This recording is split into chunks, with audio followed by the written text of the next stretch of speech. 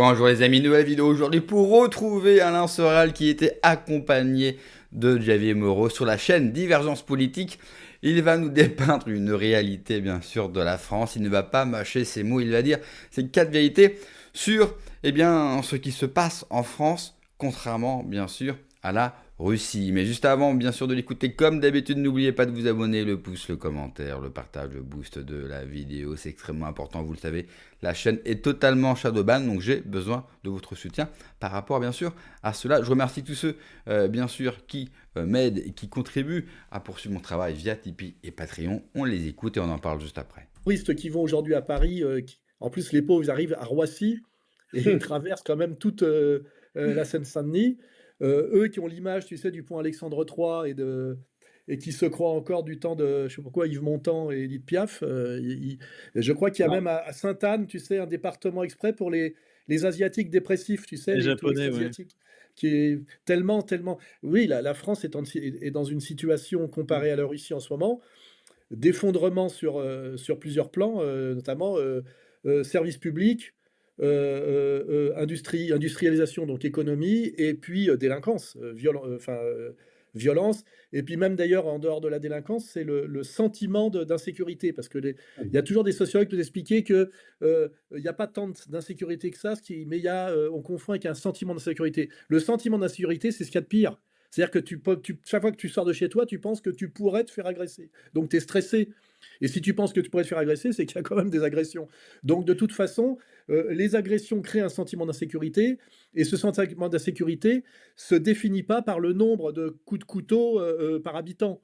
C'est que simplement, ça veut dire que tu es dans l'angoisse en permanence. Et moi, je parle pour ma famille élargie. Dans des endroits en France où ça n'existait pas, il y a encore, on va dire, bon 10 ans, 20 ans. Aujourd'hui, il y a des bandes ethniques partout, il y a la drogue partout, il y a de la violence partout. On assiste à des règlements de compte, aux armes à feu avec des mineurs, et cetera, et cetera. Même dans des coins, assez reculés, hein, pas seulement dans la banlieue de Paris, Lyon, Marseille, hein. Et ça, c'est quand même, une situation où la Russie et la France se sont totalement, croisées et Croisés. inversées, hein. On se rapproche des années 90 russes, nous, en France, au niveau du climat. Bon, C'est c'est clair. pas les mêmes gabarits, c'est pas les mêmes gabarits, mais il est certain que la France, aujourd'hui, ne peut donner de leçons à personne au monde sur tous ces critères, à part la qualité de la bouffe, ou si on paye, il y a encore. Ce que je dis, c'est-à-dire LVMH et Top Chef. Les 2 secteurs où on est encore performants, et c'est pas très encourageant, parce que c'est des trucs de pays esclaves d'une certaine Ouais, le manière, hein. tourisme, C'est le luxe, donc les putes, et les métiers de service pour les touristes qui ont les moyens, c'est-à-dire le culinaire. C'est quand même pas des signes de pays dominants, hein. En général, c'est le truc c'est le principe des pays colonisés. Les Algériens sont assez sensibles à ce sujet quand on les compare aux Marocains. Un pays qui est fier de vivre du tourisme, il faut qu'il s'inquiète sur sa position dans l'échelle, si tu veux, je dirais, de la puissance politique, et donc de la virilité au sens le plus fondamental, hein. Quand ton avenir, c'est de servir le café en souriant à des touristes étrangers, c'est que tu n'es pas un pays qui est en train de monter dans l'échelle mondiale, quoi. Et nous, aujourd'hui, c'est pratiquement programmé. Et ça, alors ça, c'est le côté d'ailleurs où on peut être un peu critique de la Russie. Les Russes te courent pas après pour te demander du pognon, ou font pas de la surenchère dans les métiers de service, hein. On voit que tu es là, bon, tu es là, il y a pas de problème, mais c'est pas comme, tu sais, ils te sautent pas dessus pour te vendre des trucs. Ça aussi, c'est un truc que tu vois dans d'autres pays un peu de misère, tu sais, où tu es une cible, tu sais, pour aller essayer de capter quelques petits billets. Ici, c'est pas du tout la mentalité, hein. On voit que c'est un pays qui est sûr de lui-même. Pas dominateur spécialement, mais sûr de lui-même. Alain, je voudrais te poser une question, vraiment pour finir cette partie, cette longue partie qu'on a faite sur la Russie, avant de passer à l'international. Justement, tu sais, en France, on a beaucoup vendu, survendu, et ça a été un échec total. Le fameux vivre ensemble, euh, un énorme échec de notre société française. En Russie, on est dans un pays, effectivement, vous l'avez rappelé tous les deux, multi-confessionnel, multi-ethnique. Il n'y a pas de problématique comme nous, on connaît en France. Alors, je ne sais pas ce qu'on peut dire ou ce qu'on ne peut pas dire sur YouTube, mais vous aurez compris qu'effectivement, on a quand même une minorité en France qui pose véritablement de gros soucis en termes de sécurité, en termes d'intégration. C'est quoi le secret russe? Est-ce qu'on pourrait s'inspirer de quelque chose, nous, en France, ou est-ce que finalement, c'est trop tard? Moi, je fais une remarque, c'est qu'il y a beaucoup dans les hôtels, moi, que je fréquente, des Tchétchènes. Il faut se rappeler qu'à une époque, c'était quand même il y a eu une guerre largement aussi brutale que notre guerre, ce qu'on appelle la guerre d'Algérie. Et il y a eu une réconciliation, je ne sais pas si on peut dire nationale ou impériale, puisque le mot nation n'est pas un terme très russe, hein.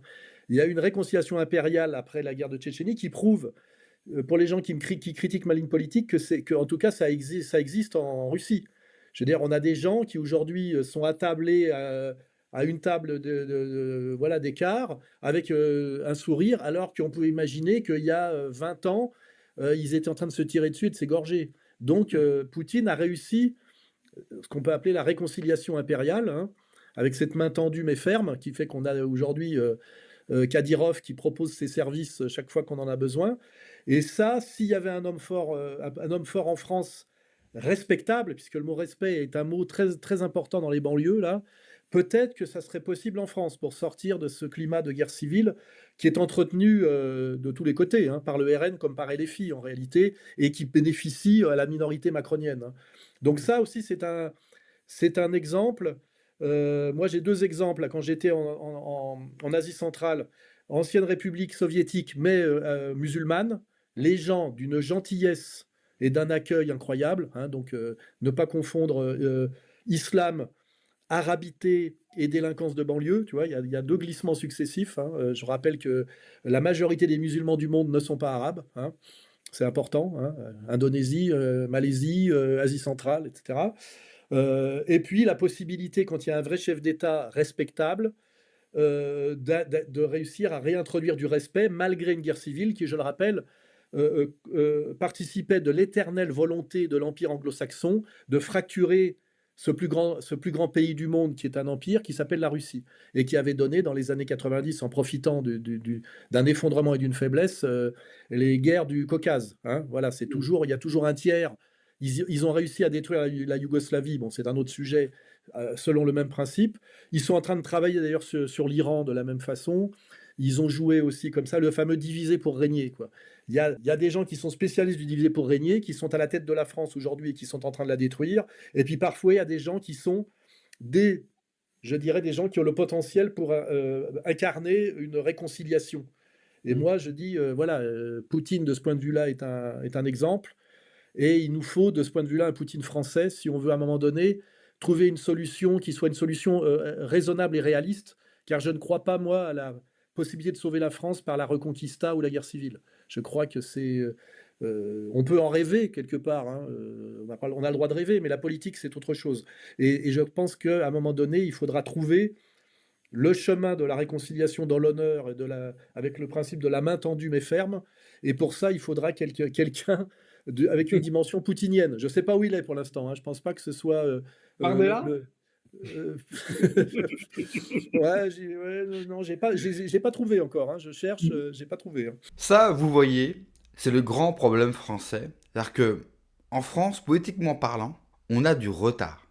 Énormément de retard. Et puis, la comparaison France-Russie, elle est plus qu'hasardeuse. Nous ne sommes pas du tout le même modèle, c'est pas la même culture, c'est pas la même identité. Je pense qu'il faut aussi arrêter avec ça. Le problème de l'intégration ou de l'assimilation à la française. Pourquoi en France c'est un vieux mythe qui ne se déconstruit pas et pourquoi les Français ont cru à cela? Parce que cela a marché complètement. Oui, mais, et le mais est important. Les premières migrations à venir en France, qui, contrairement à ce que dit la gauche, la France n'a jamais été un pays d'immigration ou un pays d'accueil. L'immigration en France, c'est extrêmement récent. Mais la première, elle est quoi? Portugaise, espagnole, italienne, par exemple. Donc, vous avez ces premiers peuples qui viennent chez nous, mais qui sont issus de la même civilisation et qui ont la même religion de base que la nôtre. Et dites-vous que déjà pour eux, c'était difficile. combien d'Italiens, de Portugais se sont plaints quand ils sont arrivés en France. C'était très dur. On sait qu'on a eu 3,5 millions d'Italiens qui sont venus vivre en France. La moitié est repartie. Ils n'ont jamais réussi à s'assimiler, et je parle d'assimilation, parce que c'était dur. Les Italiens, à l'école, dans la vie de tous les jours, se faisaient moquer, on les traitait de tous les noms. Mais globalement, cela a réussi. Alors le français, dans un esprit très impérial, très supérieur, vous savez, de l'homme blanc, il a cru que ce qu'il avait fait avec des gens qui lui ressemblent, il pouvait le faire avec Mokhtar, avec des Algériens, des Marocains, avec des Africains. Alors quand ils sont deux, tout se passe très bien. Quand vous en apportez comme aujourd'hui plus de 500 000 par an, eh bien le français, en tout cas, quelques Français se rendent compte que cela ne marche pas. La fameuse assimilation ou l'intégration, cela peut marcher, avec très peu de gens et des gens issus du même moule religieux et de la même civilisation que la vôtre. Alors bien sûr, vous allez toujours trouver des exemples qui vont vous démontrer le contraire, mais grosso modo, regardez ce que nous avons en France, cela ne marche pas. Et il y a aussi une chose qu'ils oublient beaucoup de dire sur la Russie c'est un pays fédéral. C'est la fédération de Russie, ce n'est pas la Russie. Donc chaque État est autonome, de la même manière que les États américains. Donc effectivement, vous avez des États entièrement musulmans, mais cela ne pose pas de problème parce qu'ils vivent entre eux. Et donc la Russie n'a pas forcément ce problème d'intégration. Et la dernière fois où des musulmans se sont révoltés, c'était en Tchétchénie. Les Russes les ont tout simplement massacrés et ont fini par mettre un des leurs au pouvoir qui les massacre dès qu'ils se révoltent. Donc s'il vous plaît, sur la Russie, un petit peu de pudeur. En Russie, il y a plein de problèmes structurels, mais liés à la Russie. Ce n'est pas et absolument pas ni le paradis, ni un exemple à prendre pour la France. Et puis les gens oublient que la France, c'est un empire à son échelle. Il n'y a rien qui peut rassembler un mec comme moi qui vient de Nantes qu'une autre personne qui vit à Strasbourg, entre un gars du Nord et un gars du Sud. La France est déjà un empire. La France, l'État français avait déjà réussi l'exploit de faire vivre ensemble des gens et de créer une histoire commune avec que des gens qui n'ont rien à voir ensemble. Et cela a donné un des plus grands pays que l'humanité n'a jamais connu. Mais même si un gars du Nord et un gars du Sud n'ont pas forcément le même mode de vie, la même culture, mais là encore, ils viennent du même moule. Donc vous pouvez les faire communiquer et les faire vivre ensemble. Alors que le vivre ensemble qu'on nous vend aujourd'hui, c'est un vivre ensemble avec des gens qui n'ont rien à voir avec nous et qui n'ont pas envie, de vivre avec nous, mais de vivre comme nous. Et je les comprends. Là n'est pas le problème, c'est pas pour rejeter la faute à l'autre, c'est juste que l'autre n'a rien à faire ici, il doit rentrer chez lui. L'appartenance à un pays, ce n'est pas un jeu. On n'est pas à moitié ceci, à moitié cela. Moi, ça me rend fou qu'en 2026, vous avez encore des gens qui ne peuvent s'empêcher de vous rappeler leurs origines. Soit vous êtes français, soit vous l'êtes pas, c'est votre choix. Mais si vous décidez d'être français, alors fermez-la et parlez-moi de la France. Et pour finir, l'autre problème que nous avons, c'est qu'aujourd'hui, les Français ne sont plus eux-mêmes français. Il faut absolument refabriquer des Français. Quand vous voyez que l'entreprise qui connaît la plus grande expansion s'appelle McDonald's, ça interroge clairement sur la culture et sur les Français eux-mêmes. Donc il faut évidemment savoir taper sur les étrangers qui sont chez nous, mais il faut aussi savoir taper sur notre propre peuple qui aujourd'hui ressemble de moins en moins à des Français. Merci d'avoir regardé la vidéo les amis, n'oubliez pas comme d'habitude de vous abonner, le pouce, le commentaire, le partage, le boost de la vidéo. Prenez soin de vous, que Dieu vous protège. Allez, ciao.